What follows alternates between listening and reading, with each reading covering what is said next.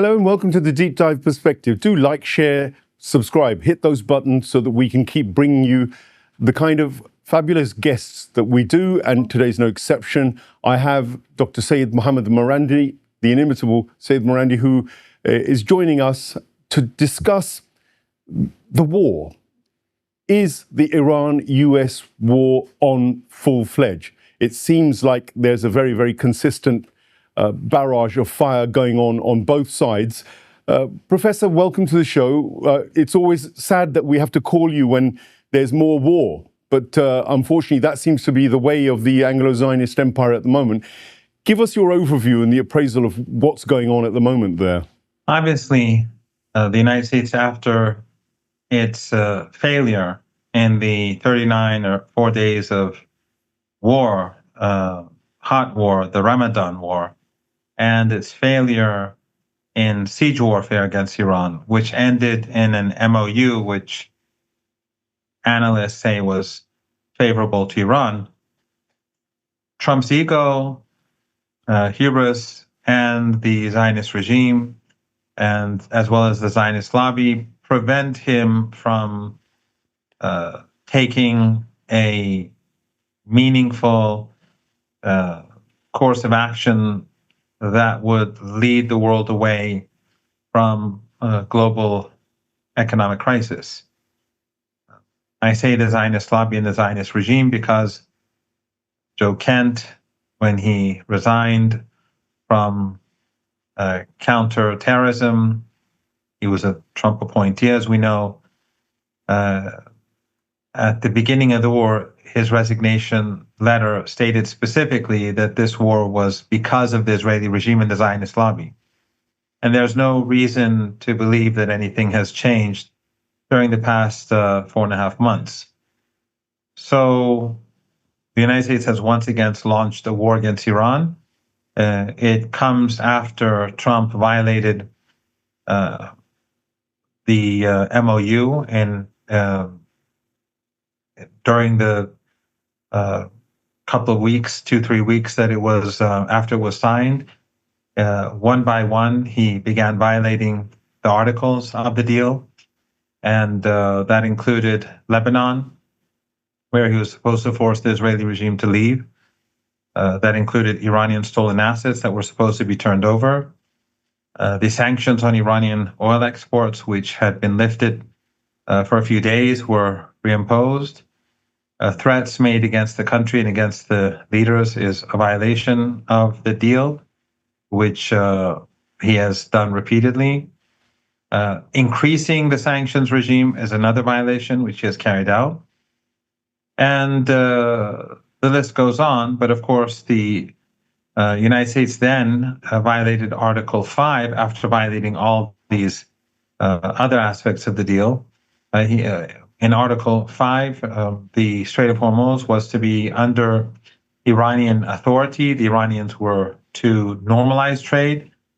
Trump tried to undermine Iran's authority by setting up an alternative route for ships. Iran warned ships not to follow the demands of the U.S. government and the U.S. armed forces. For days, the Iranians warned the Americans. And finally, when ships belonging to Saudi Arabia, the Emirates, and Qatar knowingly disobeyed the orders of the Iranian Navy, they were struck. And subsequently, the United States attacked Iran, and which is another violation of the deal, and then imposed a siege on Iranian ports to prevent food and supplies from getting into the country. So he has now effectively violated every aspect of the deal, and we have war again. This is something that the Iranians had more or less predicted all along. And when they signed the MOU, the Iranians, they're very wise in the sense that they had prepared tens of millions of barrels of oil in tankers that were in the Persian Gulf.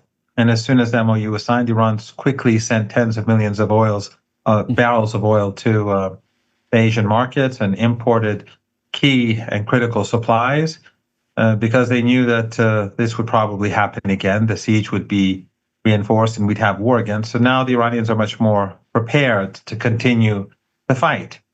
Whereas the Americans have not been able to alleviate the energy crisis. And so now the Strait of Hormuz is, of course, closed. The fighting is very heavy. And we'll have to see how things play out in the days and weeks ahead. Trump, of course, is threatening to destroy Iran, to wipe out Iran's civilization, to destroy all of its critical infrastructure for the population, for women and children. Western governments do not protest. Western diplomats do not protest. Western journalists do not protest. And that just shows that the Trump regime is representative of the entire Western political class. And that's why we saw the entire political class in the West support the Holocaust in Gaza, as well as the genocide in southern Lebanon. So we are where we are. The Iranian armed forces are hitting back hard. They're confident of their position. The Iranian people are united, as we've seen in the funeral. I think that has dispelled all of the claims.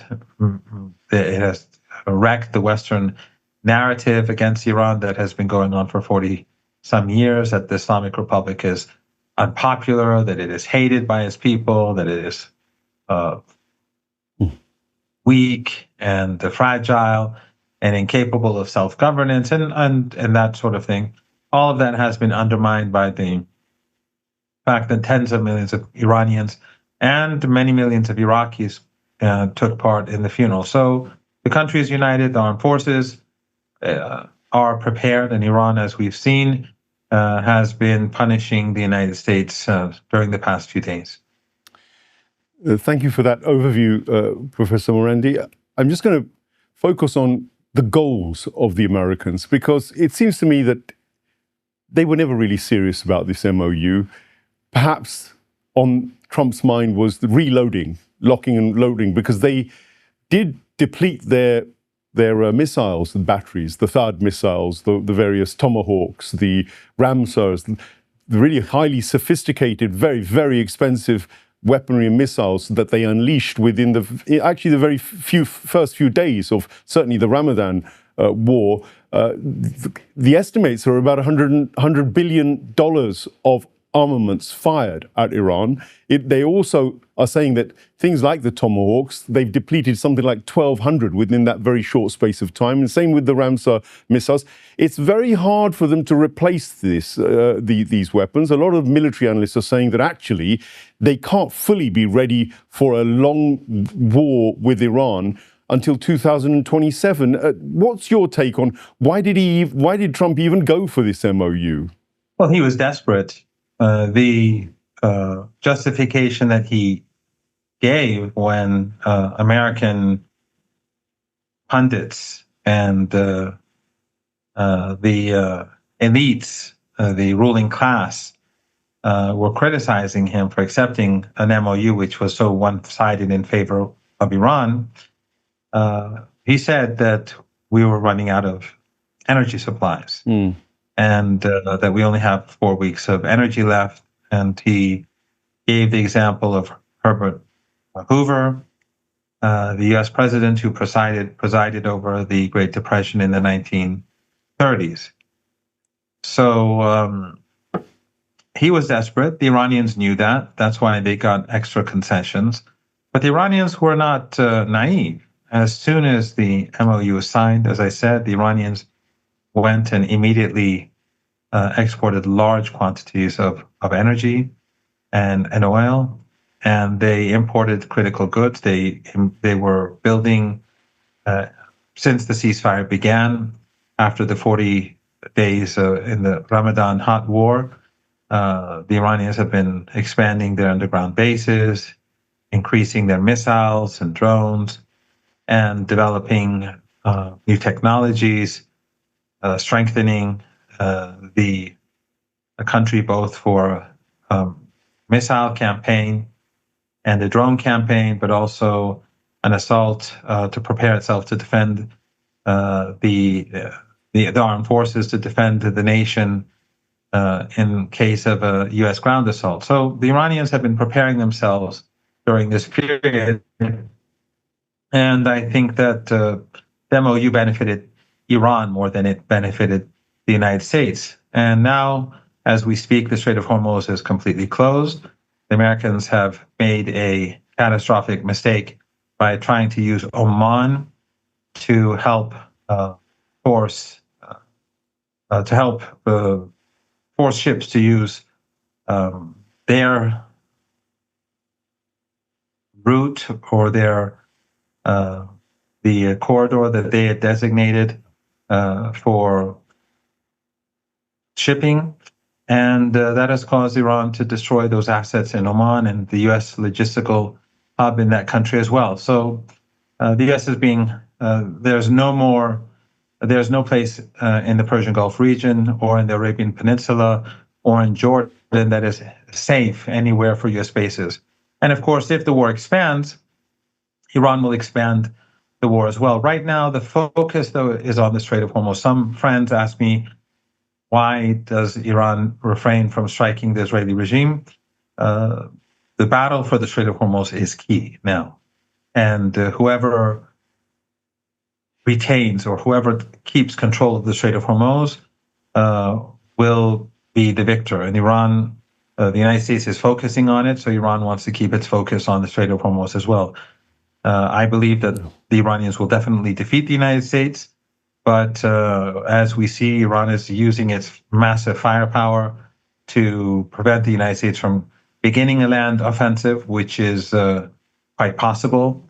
The expectation was that the Americans would wait till the weather cools down in late September before they carry out a ground offensive. But in any case, they are prepared for any attack, whether it's tonight or whether it's 2 months from now, 3 months from now. Doesn't make a difference. So the focus is on the Strait of Hormuz, and we'll have to see how things play out in the next couple of weeks. The energy markets obviously will gradually become more tight.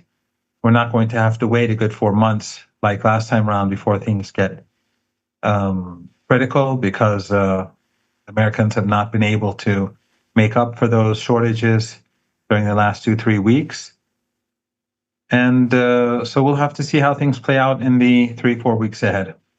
Well, there are two things that Trump is indicating now in his kind of in his rants. One is very clearly that the energy and other infrastructure of Iran will be targeted, according to him. And he's saying that next week will be an even bigger deluge. So, of course, he's potentially expanding the problem for the whole world, because Iran inevitably, I imagine, is going to hit back the infrastructures around the region as well, because all of these proxy regimes that exist around Iran, who are facilitating American attacks even now with US bases.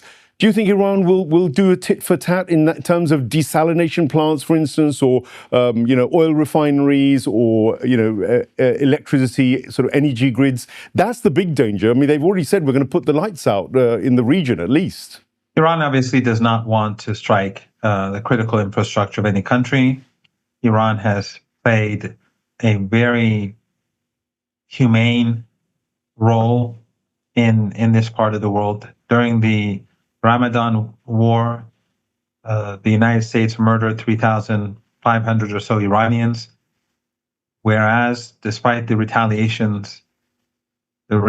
across the Persian Gulf region, according to the regimes, the Saudis, the Emiratis, Qatar, Bahrain, Kuwait, collectively, they announced that their deaths were less than 20. So that shows that Iran was very careful not to kill people. And Iran only retaliated when critical infrastructure in Iran was destroyed as a preventive measure in order to prevent further destruction from being carried out. But if the United States again strikes Iranian critical infrastructure, which it has already done to a limited degree, if they carry it out again, then as deterrence, Iran will destroy everything in the Persian Gulf. and that will include Oman this time around too. So these countries will no longer exist. They've assisted the United States in aggression. They have lots of Iranian blood on their hands. These family dictatorships are proxies of the United States, and their regimes will collapse because they are all desert. They're all deserts. They only have oil and gas, and all of their oil and gas assets are literally right in front of Iran.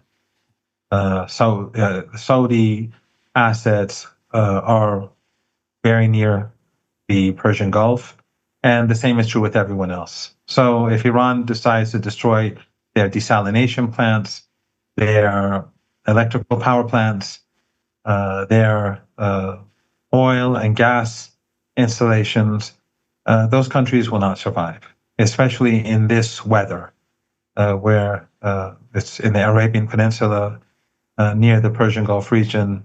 The humidity is around 100%, I think, usually.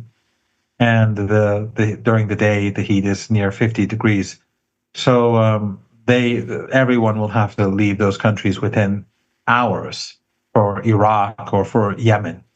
And after that total collapse, that would mean that the global economy collapses, and we will go into a Great Depression, because then it won't be about whether the Strait of Hormuz is opened in 2 or 3 weeks, or there's a peace deal or a ceasefire. No, that means that there will be no more oil and gas, and so the markets will immediately collapse, and that would be the end of Trump's presidency. I think that's quite clear. So hopefully it won't go there. But I think those who've been following the battles over the past few days have seen the precision of Iranian missiles and the ineffectiveness of U.S. anti-missile systems, and it will be very easy for Iran to destroy everything in case the United States moves towards destroying Iran's critical infrastructure.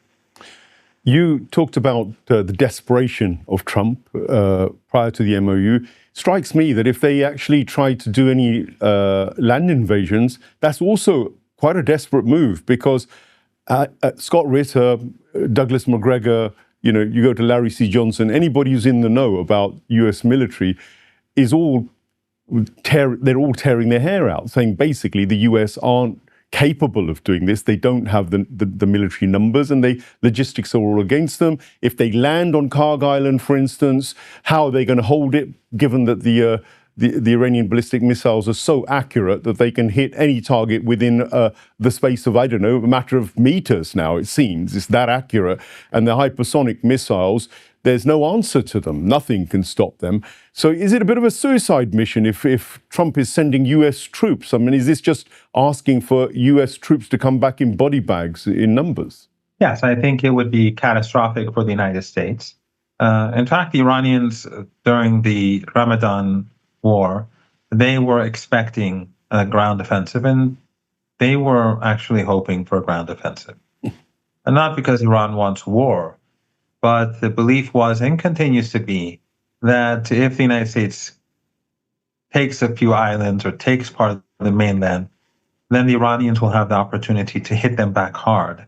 And ultimately, when the Americans are forced to leave, they will leave the region for good. That will bring about an end to U.S. ambitions with regards to Iran, and in future, no country will again attempt to attack the country. So the Iranians have been preparing themselves for a ground offensive for a very long time, ever since they've been building these underground missile and drone bases. They've been preparing for ground warfare.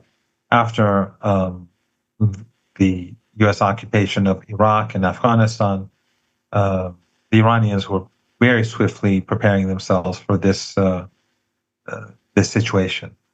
What I think is probably a bit surprising to the Iranians is that the United States may actually want to carry out this land offensive or land offensive before the end of September, because, as I said, it is very hot, and U.S. soldiers would need a huge amount of logistical support to survive because if they want to move around in this sort of heat, it will be very, very difficult. It'll be terrible for their morale, and many of them may die if they do not have water supplies nearby at all times.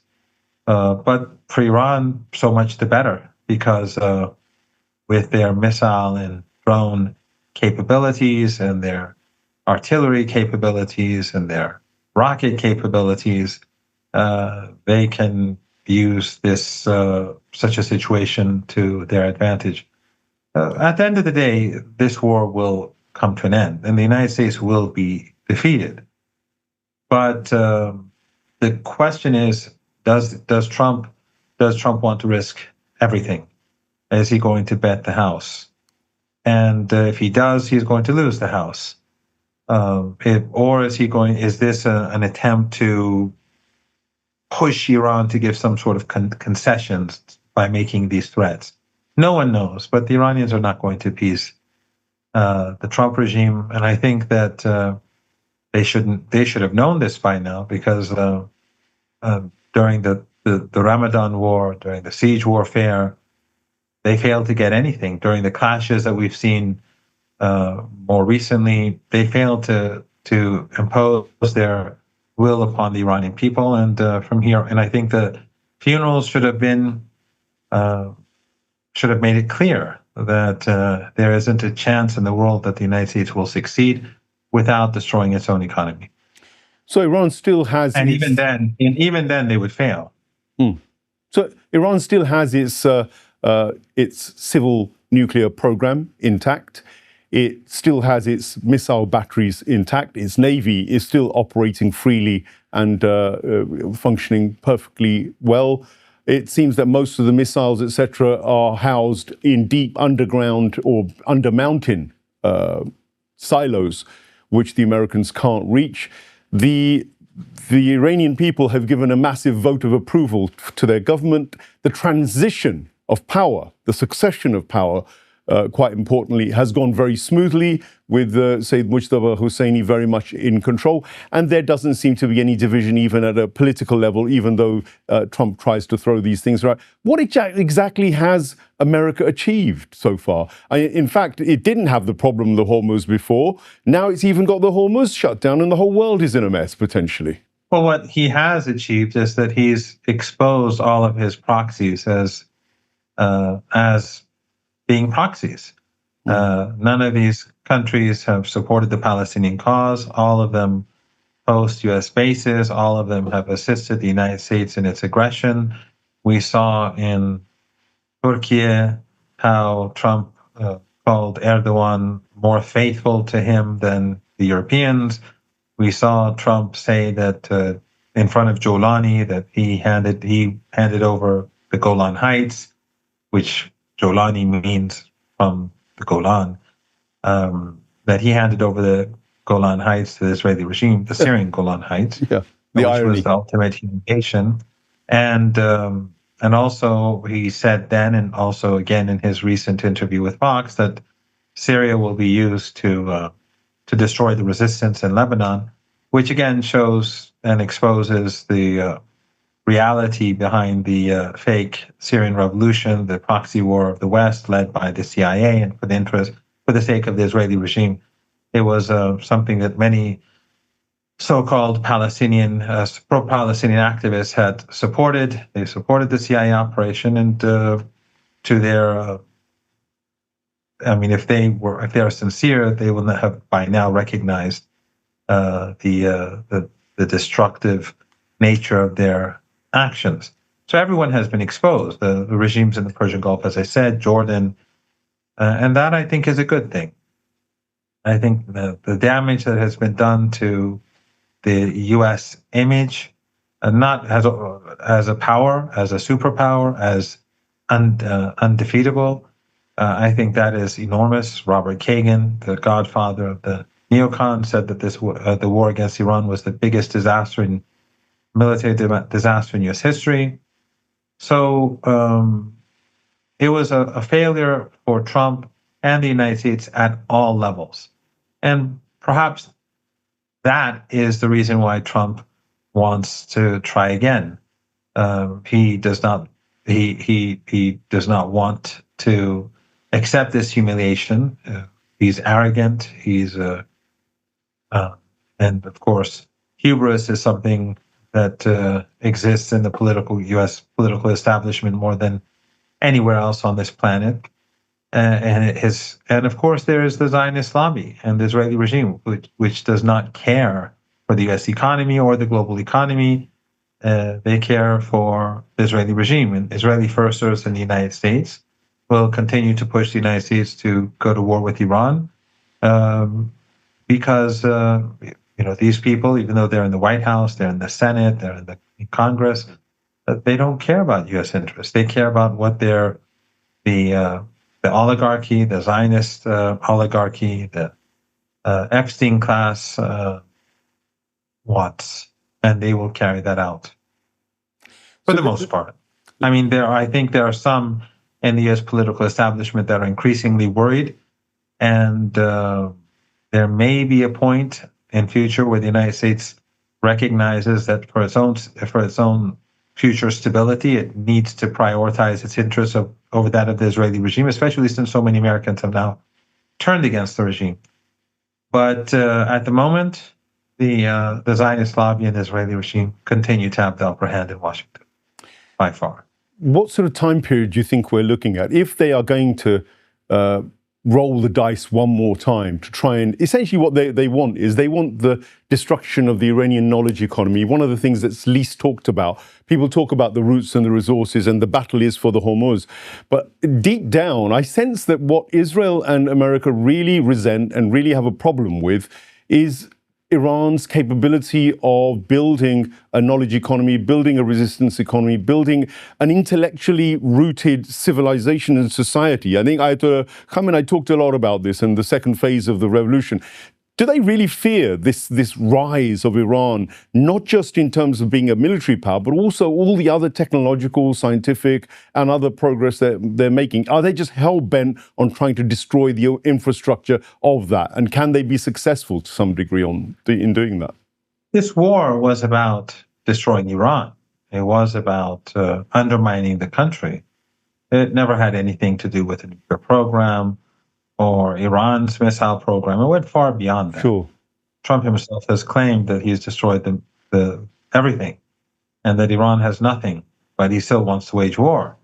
Either he's lying or the real objective goes far beyond that. Of course, he's talking nonsense, but the real objective has always been to destroy Iran. We know that from what their actions by the forces that they supporting Kurdish terrorists in northern Iraq, supporting the Wahhabi, Salafi, Takfiri groups alongside the border with in Pakistan, inside Pakistan's Baluchistan. We know that they want to tear apart the country because it's the only country that stands in the way of the greater Israeli project. And of course, it's going to fail. The Islamic Republic of Iran is far too powerful, is far too united, far too resilient. The people are very resistant. The axis of resistance is comprised of peoples who are unique in their ability to remain steadfast against the empire. And I think by now the entire world has recognized that, from Latin America to across Africa to Asian countries.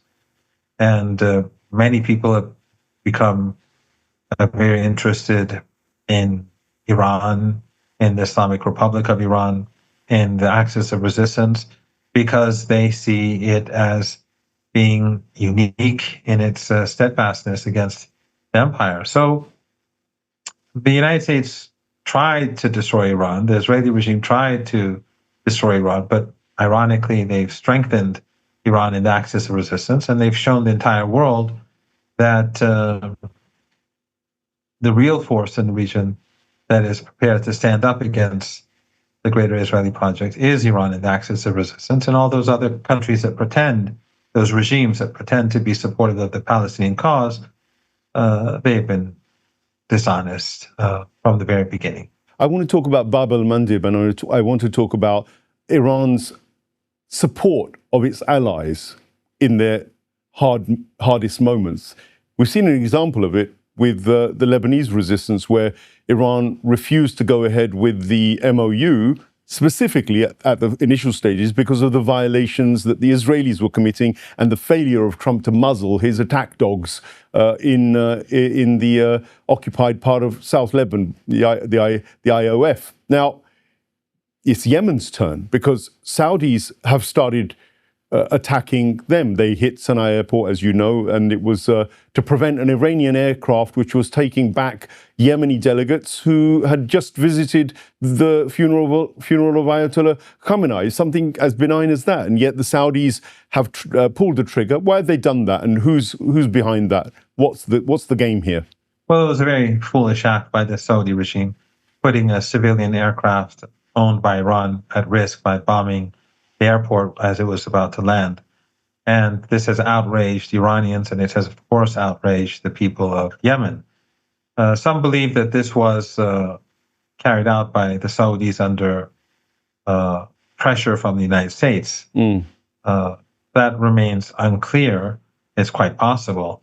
But in any case, it has enraged the people of Yemen. Iran has always supported Yemen and the Palestinians in Gaza. The fundamental reason why Gaza was able to fight back was always because of Iran's support. The same is true with Yemen. The same is true with Lebanon and the resistance in Iraq. So Iran will continue to support Yemen to defend itself.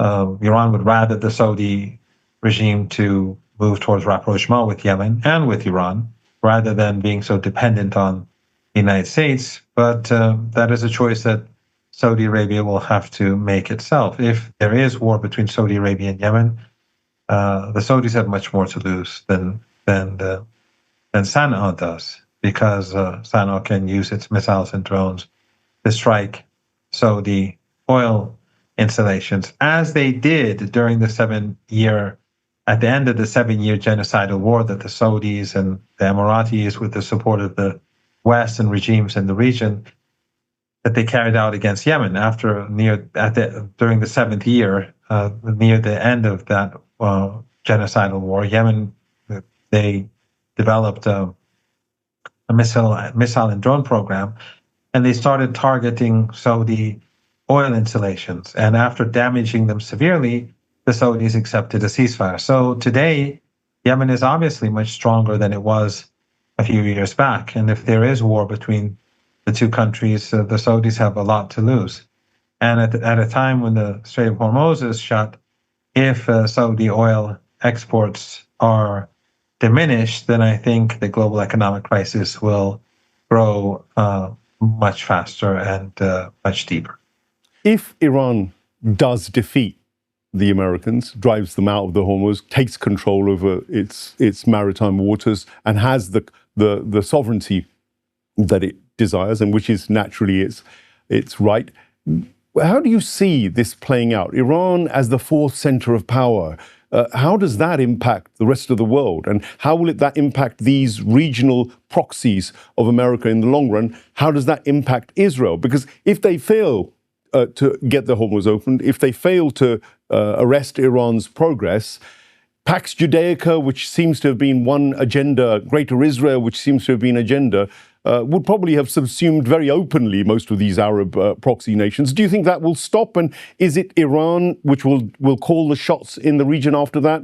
Well, Iran has no intention of having poor relations with its neighbors. These Arab regimes in the Persian Gulf, they assisted Saddam Hussein in his war against Iran. They gave him hundreds of billions of dollars too. And after the war, and after Saddam invaded Kuwait, they moved towards rapprochement with Iran, and Iran forgave them for the sake of peace and stability in the region. So there's a history of their aggressive nature, which was forgiven by the Iranians. The Iranians right now, if they change course and stop killing Iranians and stop killing children by supporting the United States, Iran would move towards building a better relationship. In fact, Iran has been negotiating with each of these countries during the past couple of months to improve the situation. But as we see, they're all being used by the Americans to attack Iran and also to prepare for a potential ground assault. So as things stand, Iran will punish them if this continues and if the United States expands the war. But ultimately, Iran's objective is basically to end the regional hegemony of the empire. And it has no ambitions other than to rid the region of Zionism and the criminal Zionist ideology. Iran believes in the one-state solution where Jews and Christians and Muslims live side by side. And I think this is a belief that now the world also prefers and supports because the Zionist regime has been exposed for what it really is. So in any case, Iran's stature has already risen. The axis of resistance, its stature has risen immensely.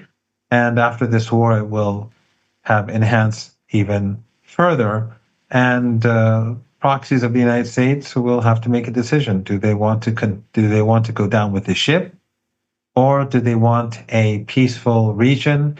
If so, then they have to tilt away from the empire and Zionism. Does it accelerate the process of de-dollarization, which seemed to have been happening over the last 10, 15 years? And does China win out of this? And the only other nation that hasn't been mentioned, you do mention him very, very regularly, Erdogan and Turkey, and their very duplicitous role, double standards there, all right, and acting really probably as the most dangerous proxy of the West in that region, other than Israel. I mean, do you think they might prop Erdogan to supply more of the bulwark against Iran on behalf of America? Trump has been cuddling up with Erdogan even more lately. I think the people of Turkey know who their enemies are. And the polls show very clearly their views towards the Israeli regime. I think everyone who wants to see reality now sees reality. And those who don't want to see reality, they won't accept reality even if it hits them in the face. Those who are on the payroll, who receive wealth from these dictatorships in the Persian Gulf, oil and gas-rich dictatorships, they obviously will continue to mimic the same sort of narratives that are produced by these regimes. But the people across the region and across the world are now seeing the reality that Iran and the axis of resistance, entities that are blocking the expansionist policies of the Israeli regime, and of course, de-dollarization, it will pick up speed the more the United States is weakened, and as a result of this war, the United States will be further weakened. Let's conclude it there, Professor Marandi. There's a lot. We could go on. There's all sorts of points, but you've given us a fantastic overview. Thank you very much for providing us that very concise insight. And we look forward to inviting you back again whenever you're free. I know you're very, very busy. Do like, share, subscribe to Deep Dive Perspective, and find Professor Marandi wherever he's. He's virtually on every site that you can imagine, which is not on legacy media. They're too scared of him on legacy media. But other than that, you can find him everywhere. Do check him out wherever you can, dig him up on YouTube, etc., and you'll get, I think, a far more accurate picture of the reality of what's going on. And it will affect you. Bread and circuses is what they play us with, and your bread is about to become very, very expensive in Western Europe and beyond. So to stop that, we need to hold the oligarchs here in the West to account, because they're the ones who are also sponsoring these wars, backing Trump up, and they are using essentially Islamic Republic of Iran and Russia as the bogeymen, when in reality it just seems very plain and obvious that the plunderers, those who want to create forever wars, those who want to create a global economic disaster for you, that is the Anglo-Zionist empire. And you are the ones who vote them in your democracies, or in my democracy here, it's time to stand up against that, to be fair, and not to be buying the Kool-Aid about Iran being the problem or Russia being the problem. Thank you for watching this edition again. Thank you, Professor Marandi. Look forward to seeing you again, and do take care. Our prayers are with you. Thank you.